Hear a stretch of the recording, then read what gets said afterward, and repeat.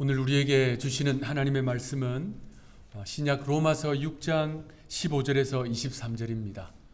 로마서 6장 15절에서 23절, 저와 여러분들이 한 절씩 교독하시고 23절 합독하겠습니다. 그런즉 어찌하리요? 우리가 법 아래에 있지 아니하고 은혜 아래에 있으니 죄를 지으리요? 그럴 수 없느니라.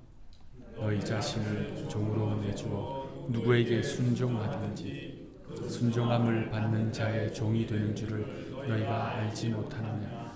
혹은 죄의 종으로 사망에 이르고 혹은 순종의 종으로 의에 하나님께 감사하리로다. 너희가 본래 죄의 종이더니 너희에게 전하여 준 바 교훈의 본을 마음으로 순종하여 죄로부터 너희 육신이 연약함으로 내가 사람의 예대로 말하노니 전에 너희가 너희 지체를 부정과 불법에 내주어 불법에 이른 것 같이 이제는 너희 지체를 의에게 종으로 내주어 거룩함에 이르라. 너희가 죄의 종이 되었을 때 너희가 그때에 무슨 열매를 얻었느냐? 이제는 너희가 그 일을 부끄러워하나니 이는 그 마지막이 사망임이라. 그러나 이제는 해방되고 하나님께 종이 되어 거룩함에 이르는 열매를 그 마지막은 영생이라. 함께 읽겠습니다. 죄의 싹은 사망이요 하나님의 은사는 그리스도 예수 우리 주 안에 있는 영생이니라. 아멘. 한국에서 발행되는 교수신문은 해마다 연말이 되면 설문을 통해서 그 한 해를 대표하는 사자성어를 선정합니다. 그리고 각 언론은 그 내용을 인용합니다. 교수신문이 선정한 2025년을 대표하는 사자성어는 변동불거입니다. 변동불거, 세상이 잠시도 멈추어 있지 않고 끊임없이 흘러가면서 변한다. 그렇습니다. 만물은 멈추어 있지 않고 흐르고 변합니다. 시간이 흐르고 세월이 흐릅니다. 강물이 흐르고 바다가 흐릅니다. 그러면서 세상이 변해갑니다. 2025년 올 한 해도 그렇게 흘러왔습니다. 때로는 다사다난하게, 어떤 분들에게는 우여곡절이 많았지만 그 모든 세월이 흐르고 지나는 동안 하나님께서 우리와 함께 하셨기에 2025년의 마지막 주일, 오늘 우리는 모두 하나님 앞에 나왔습니다. 시간이 흐르고 세월이 흐르고 계절이 변하고 세상이 변해서 그래서 우리가 살아가는 이 세상살이는 변동불거이지만 우리 하나님은 영원토록 변함없는 신실하신 하나님이십니다. 이 주일에 그 하나님 앞에 나오신 여러분들 참 잘하셨습니다. 이 한 해를 그 변함없는 신실하신 하나님 앞에 나와 예배와 말씀, 기도와 찬송으로 마무리하는 여러분들 모두에게 우리 주께서 주시는 다함없는 은총이 충만하기를 축원합니다. 우리는 복음의 진수 로마서를 살펴보고 있습니다. 어떤 이의 노랫말처럼 가는 세월 그 누구도 붙잡을 수 없습니다. 그런데 그 흘러가는 세월을 어떻게 사는지 그것은 우리가 선택할 수 있습니다. 로마서는 그런 우리를 위해서 복음으로 살아가도록 안내하고 인도하는 등대요 나침반입니다. 사도 바울은 제국의 도성 로마에서 믿음 생활하고 있는 성도들 로마 교회에 이 편지를 보냈습니다. 로마 교회 안에는 몇 가지 이슈들이 있었습니다. 그 중에 대표적인 것이 교회의 내분, 분쟁, 갈등이었습니다. 제가 몇 차례 말씀드린 대로 그 로마 교회 안에는 유대파 그리스도인들과 이방인파 그리스도인들이 나누어서 서로 분쟁하고 갈등을 겪고 있었습니다. 그 일로 로마 교회가 몸살을 앓고 있었지요. 그들은 그 로마 사회 안에서도 그리스도인이라는 것 자체 때문에도 차별과 박해를 받고 있었는데 교회마저 그렇게 갈등을 겪고 있으니까 얼마나 힘들고 어려웠겠습니까? 무엇보다도 그러한 상황은요, 복음 전파에 큰 걸림돌이 되었습니다. 그러므로 우리 그리스도인들은 서로 합력해야 합니다. 그리스도께서 하나 되게 하신 것을 어떻게 해야 된다고요? 힘써 지켜야 합니다. 교회가 우리 주님 중심으로, 말씀 중심으로 하나 되는 것을 말합니다. 그것이 하나님께 영광이요, 결국 복음 전파로 이어지기 때문입니다. 그러므로 우리 한두리교회 하나됨을 힘써 지키는 교회가 되기를 바랍니다. 그런 의미에서 여러분 앞뒤 좌우에 계신 분들 손 꼭 잡아주시면서 이렇게 인사합시다. 우리 하나됨을 힘써 지킵시다. 아멘. 오늘 본문은 이 사도 바울을 통해서 하나님께서 그 내홍을 겪고 있는 로마 교회 성도들에게 주시는 말씀입니다. 교회가 하나 되고 복음 전파의 능력이 나타나도록 하나님께서 내리시는 진단과 처방이지요. 이 본문에서는 한 단어가 반복적으로 나옵니다. 한 단락 안에서 무려 9번이나 나옵니다. 종입니다. 우리가 사는 지금 이 현대사회, 이 현대사회는 대부분의 나라에서 신분 제도가 철폐되었습니다. 그래서 종 또는 노예라고 하는 단어가 피부에 와닿지 않습니다. 그런데 한 세기 전만 해도 상황은 지금과 많이 달랐지요. 인종과 피부 색에 따라 차별이 있었고요. 여성과 어린이들에 대한 인권은 존중받지 못했습니다. 종, 노비, 머슴, 심지어 일부 나라에서는 노예도 존재했습니다. 역사 속에서 그러한 이들의 인권의 향상을 위해서 적지 않은 사람들이 희생하며 노력했고요. 또 다양한 역사적 사건들이 있어 왔습니다. 그런데 그 중심에는 복음이 있었습니다. 복음이 들어간 곳에서는요, 사람을 존엄한 존재로 보기 시작했습니다. 신분에 따라 사람을 귀하게 천하게 가르지 않고 하나님의 형상으로 보았다는 말입니다. 그래서 노예 무역이 폐지가 되고 노예제가 폐지가 되었습니다. 자, 우리 고국 대한민국, 그 땅 조선 후기에 복음이 들어왔을 때에도 정확히 같은 현상이 일어났습니다. 언더우드 선교사님, 아펜젤러 선교사님을 포함한 그 조선 후기에 한반도에서 활동한 선교사님들이 고국에 보낸 그 선교 보고서를 보면요, 복음이 그 땅에 들어가자, 사람들이 복음을 받아들이자 개인과 가정이요, 머슴을 풀어주고 종을 자유케 하고 면천, 천민을 자유롭게 하는 일들이 곳곳에서 일어났습니다. 그리고 머슴, 백정, 천민이었던 사람들이 교회와 교인들의 추천과 선출로 장로가 되고 목사가 되었습니다. 전라북도 금산에 가면 금산교회가 있습니다. 여러분 가운데 아마 가보신 분이 있을 수도 있는데 한국 교회 역사에서 아주 중요한 교회예요. 120년 된 교회인데요. 한국 안에서도 국가유산으로 지정되어 있습니다. 120년 전에 그 지역에 복음이 들어왔을 때 그 일대가 복음으로 큰 변화가 일어났습니다. 일제강점기 그 어려운 시대인데요. 그 지역에서는 복음을 따라 살겠다고 수많은 사람들이 나왔습니다. 그 중심에 금산교회가 있습니다. 금산교회는 이자익 목사님과 조덕삼 장로님이 교회를 아름답게 세웠습니다. 원래 이 두 분의 관계는요, 주인과 머슴 관계였습니다. 조덕삼 씨는 그 일대에 대대로 이름난 거부였습니다. 반면 이자익 씨는 원래 그 집의 머슴이었어요. 말과 마국간을 돌보는 머슴이었습니다.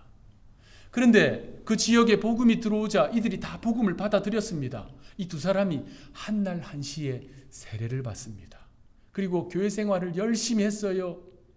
세월이 흘러서 그 교회 성도들이 교회 일꾼을 선출했습니다. 선출을 했는데 그 성도들이요, 머슴이었던 이자익 씨를 목사로, 그 주인이었던 조덕삼 씨를 장로로 선출했습니다. 그러자 그 두 사람이요, 서로를 존중하면서 교회를 아름답게 세워나갔습니다. 시대가 조선 후기잖아요. 그 소문이 일대에 퍼져나갔어요. 사람들이 도대체 기독교가 무엇인가, 도대체 복음이 무엇인가 궁금해하면서 구름대같이 그 교회로 몰려든 것이 한국 교회사에 그대로 기록되어 있습니다.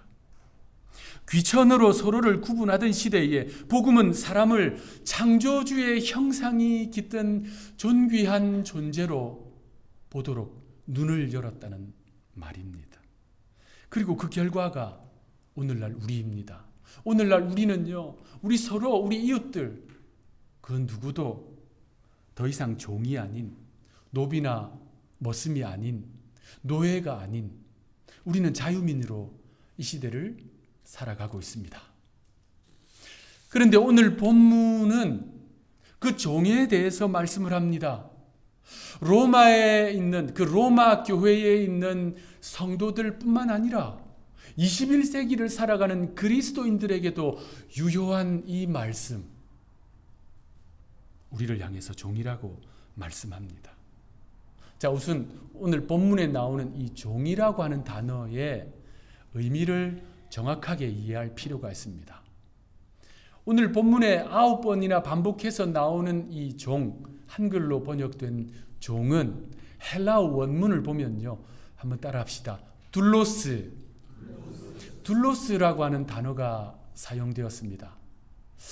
9번 전체 다 둘로스입니다. 둘로스의 뜻은 종이 아닙니다. 하인, 머슴이 아니에요. 둘로스는 노예입니다. 그래서 servant가 아니에요. slave입니다. 자유의 시대를 살아가고 있는 우리 현대인들, 현대 그리스도인들에게 당신은 종입니다 라고만 해도 마음이 불편할 텐데, 당신은 노예입니다 라고 한다면 심적인 강력한 저항이 생기는 분들이 이 자리에도 아마 몇 분 계실 수 있습니다. 제가 여러분들에게 당신은 노예입니다, 당신은 노예입니다 라고 한다면 여러분 마음이 어떠실까요? 그런데 오늘 본문은 그 사실을 9번이나 반복해서 강조하고 또 강조합니다. 마치 우리 자신의 그러한 신분을 결코 잊지 말라라고 쐐기를 박듯이 선포하고 또 선포합니다. 사도 바울이 이토록 이 사실을 강조하고 또 강조한 이유가 무엇일까요? 하나님은 이 말씀을 통해서 우리에게 어떤 메시지를 주시는 것일까요? 자, 바울 사도가 이 로마서를 기록하던 시대 1세기의 로마 제국은요, 유럽 전역의 그 위세를 떨치면서 거대한 제국을 형성하던 시대였습니다. 그때까지 그 어느 민족도 갖지 못한 군사력과 영토, 문화와 법률, 특히 이 도로, 모든 길은 로마로 통한다, 상식처럼 사용하는 말이었잖아요. 그러니까 로마는 군대를 보내서 한 지역을 점령합니다. 그러면 곧장 그곳으로 가는 길을 만듭니다. 더 많은 군대를 보냅니다. 그것이 로마의 점령의 방식이지요. 그래서 로마 제국을 중심으로 한 세계 질서가 재편되고 있던 그 시대에 우리는 그것을 팍스 로마나, 로마의 평화라고 부르지요. 그런데 그러한 로마의 질서 아래에서는 셀 수도 없는 수많은 둘로스들, 노예들의 피와 눈물이 있었습니다. 자료를 보면요, 그 시대 로마 제국 전체 전 영토 인구의 20%가 둘로스 노예였습니다. 이탈리아 반도 안에는 좀 더 많았어요. 인구 전체의 약 30% 이상이 노예였습니다. 귀족들은 훨씬 많았습니다. 한 가정에 40% 이상이 둘로스였어요. 그러니까 한 담 안에, 울타리 안에 살아가고 있는 사람 중에 둘 중에 한 명은 둘로스였다는 말이에요.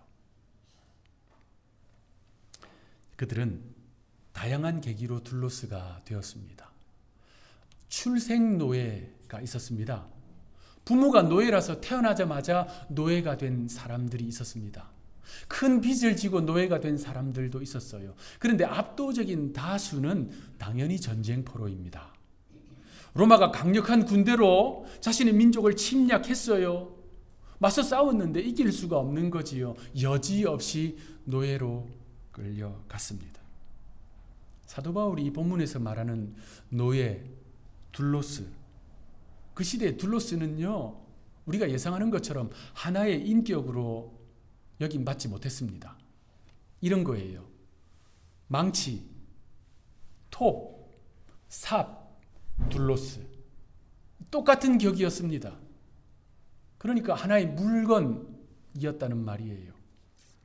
당시 로마의 법학자 울피아누스는 이런 기록을 남겼습니다.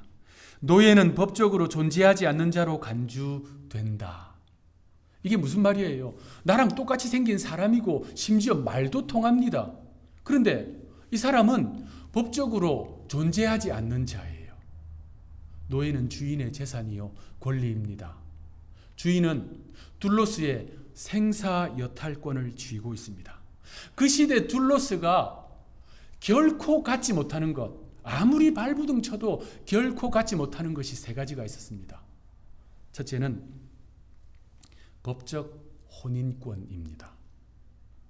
당시 둘로스는요, 혼인할 수 있는 권리가 없었습니다. 주인의 허락이 없으면 결코 결혼할 수 없습니다. 그런데 혹여 결혼을 했더라도 남편과 아내가 법적으로 인정받지 못합니다. 이 말은요, 언제든지 나의 배우자가 빼앗길 수 있다는 말입니다. 두 번째, 당시 둘로스는 재산 소유권이 없습니다.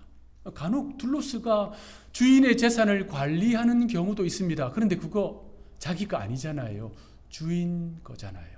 둘로스는 재산 소유권이 없습니다. 마지막으로 둘로스는 법정 증언의 권리가 없습니다. 둘로스는 자기 주장을 할 수가 없어요. 법정에서 진짜 확실한 증인이라 할지라도 법정에서 증언할 수 없습니다. 그의 증언은 아무런 법적 효력이 없습니다. 오로지 주인의 말만 인정될 뿐입니다. 바울이 보내는 이 서신, 로마서를 받는 그 로마 교회의 구성원들이 어땠을까요? 제가 몇 차례 말씀드린 대로 유대파 그리스도인들, 이방인파 그리스도인들로 크게 나눌 수 있습니다. 그런데 그 안에는요, 자유민도 있고 귀족도 있고 다수의 노예들도 존재했습니다. 그런 그들에게 오늘 바울이 이렇게 선포합니다. 오늘 본문 16절 우리 합독하겠습니다. 시작. 너희 자신을 종으로 내주어 누구에게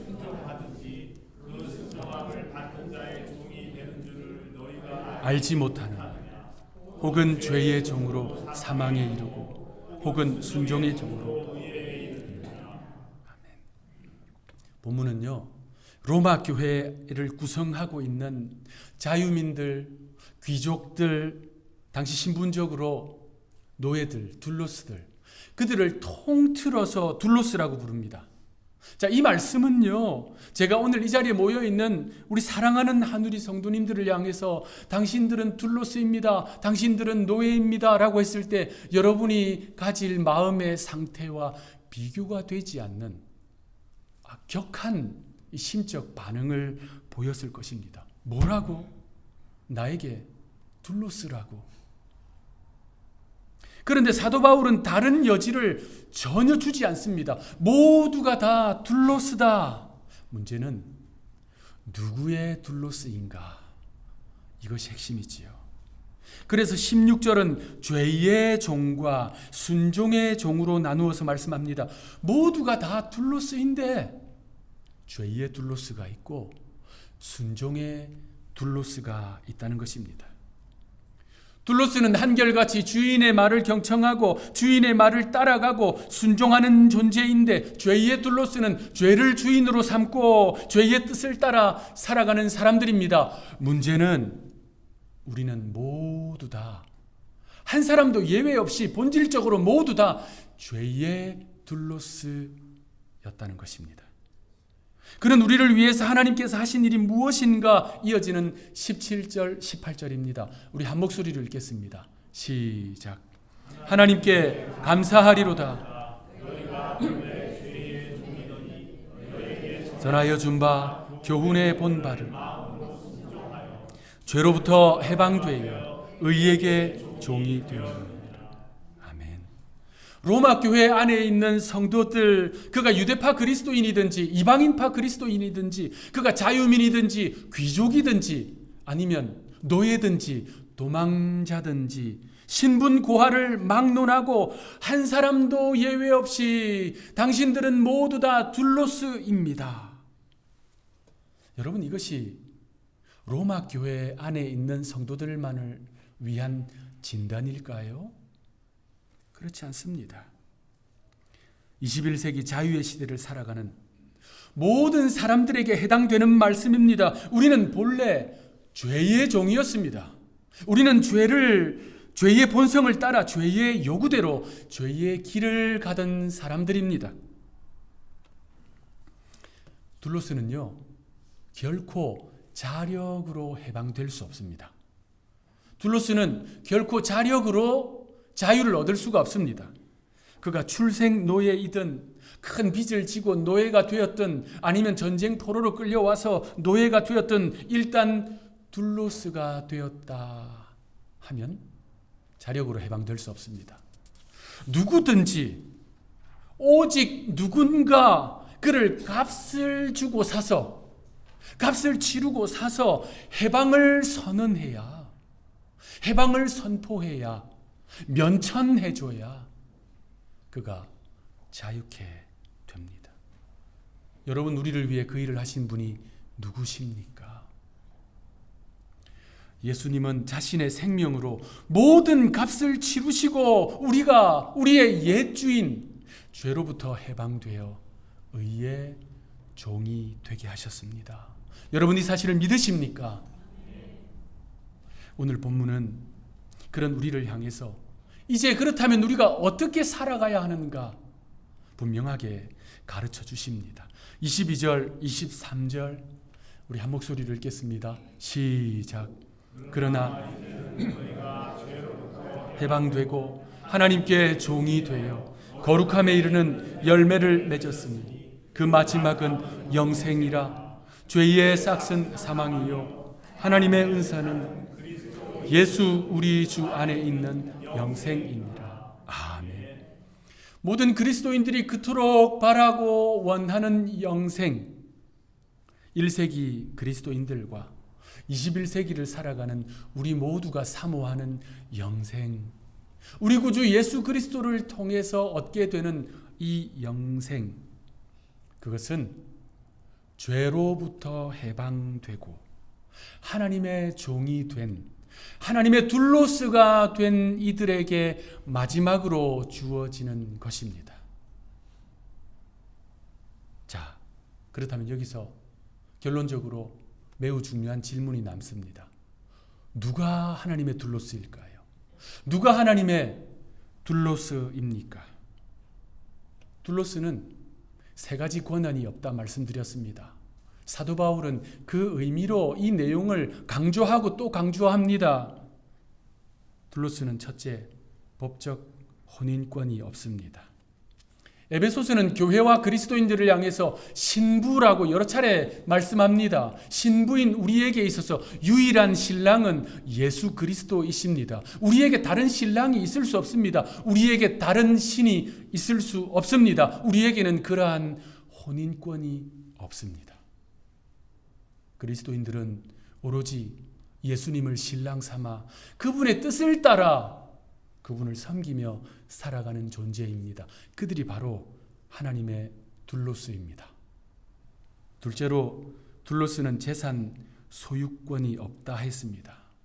이 땅의 것들 그거 그저 잠시 맡았다가 한 사람도 예외 없이 두 손 다 펼쳐놓고 가진 거 다 내려놓고 가야 할 때가 반드시 옵니다. 아무것도 움켜쥐고 갈 수 있는 것이 없습니다. 여러분 보드게임 해보셨지요? 저도 보드게임 해봤는데요. 보드게임을 하면 어떤 사람은 땅도 차지하고 건물도 사고 빌딩도 건축합니다. 게임 잘하는 사람은 그 게임에서 이기기도 합니다. 그런데 그 게임이 영원하지 않다는 것 우리 모두 다 압니다. 게임 끝나고 그거 다 다시 통 속으로 집어넣어야 할 때가 반드시 있다는 것 압니다.